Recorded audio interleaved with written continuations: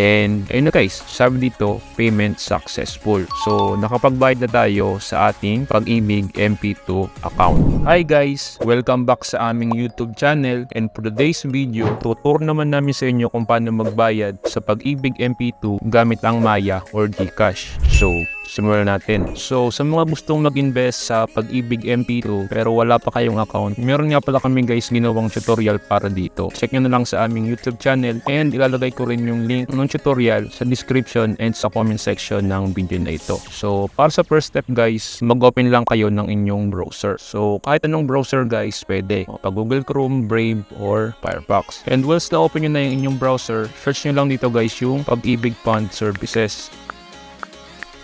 And kung ano guys yung unang lalabas na link, i-click nyo lang ito guys. Ito guys, itong Pag-ibig Online Services. And then once nandito na kayo guys sa kanilang website, tap nyo lang itong for members. And dito guys, accept nyo lang itong kanilang data privacy. And then kailangan guys mag-login tayo ng ating account. So tap nyo lang guys itong login. And then dito guys, tap nyo lang yung continue. And then login nyo na guys yung inyong account. And kapag okay na guys, tap nyo na yung login.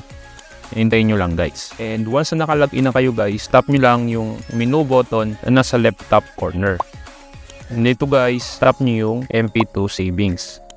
And dito guys, makikita nyo yung account number and yung balance and yung status ng account ninyo. So para magbayad guys gamit ang Maya or GCash, tap nyo ulit itong menu button, then scroll down nyo and tap nyo yung pay online. Then dito guys, piliin nyo lang yung MP2 savings. And then dito guys, magsimula na tayong magbayad. So kailangan natin pilapan itong kanilang payment forms. Dito guys sa membership category, tap nyo lang yan. And pili kayo ng inyong membership category. So sa akin, local lang. Sa payment method, tap nyo rin yan guys. And pili lang kayo ng magiging payment method nyo. So since magbabayad tayo via Maya or GCash, tap natin tong Maya/GCash. Then dito guys, scroll down nyo, lalagay nyo naman yung inyong MP2 savings account number. So makukuha nyo yan sa binigay natin kanina. So lagay natin, and then tap nyo guys yung verify.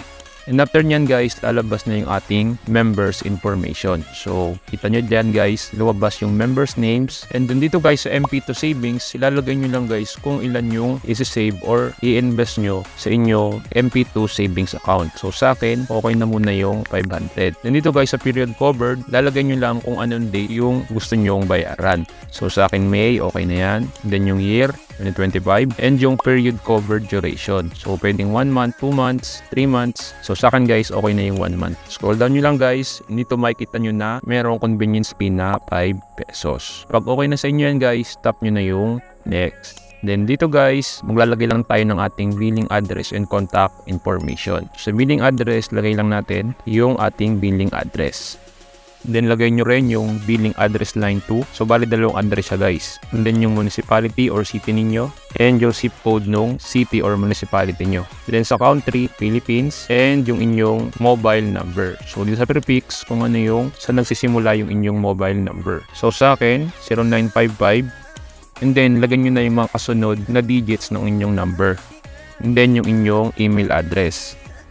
Scroll down nyo guys, and i-type nyo lang itong CAPTCHA. And once okay niya, tap nyo lang itong I agree with terms and condition. And tap nyo na yung next. And mapupunta naman kayo guys sa payment confirmation. So scroll down nyo lang and i-review nyo yung mga nilagay nyong information. And once okay, tap nyo na yung proceed. And then dito guys, mamimili na tayo kung anong payment method ang ating gagamitin. So pili kayo kung Maya, GCash, or QRPH. So sa akin guys, pipiliin ko lang is yung Maya. So i-click ko tong Maya guys. And then dito guys, bibigyan tayo ng dalawang option. Merong login to pay, and pwede nyo ring i-scan yung QR code. So sa akin guys, gagawin ko na lang is i-scan ko na lang yung QR code. So screenshot ko to. And then open ko guys yung aking Maya application. And then once na open na guys, tap lang natin ito QR code scanner ni Maya, itong nasa gitna. And then tap natin guys yung upload QR. And then hanapin natin guys yung ating in-screenshot na QR code galing sa Pag-ibig kanina. So ito yon. Hintayin nyo lang guys. Once okay na, tap nyo lang itong continue. And then confirm nyo lang yung inyong payment. So tap nyo naman yung pay now. And ayun na guys, sabi dito, payment successful. So nakapagbayad na tayo sa ating Pag-ibig MP2 account. So ito yung kauna-unahang bayad ko sa aking Pag-ibig MP2 account. So kung gusto nyo i-view yung receipt, tap nyo lang yung view receipt. And i-email rin nila guys sa inyo yung inyong receipt. So ito yun guys.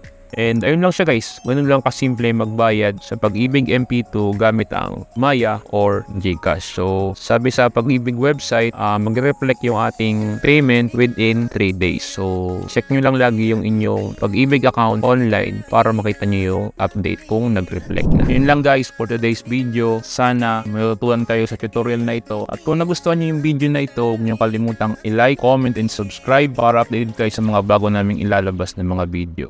Salamat guys sa panonood. Ingat kayo.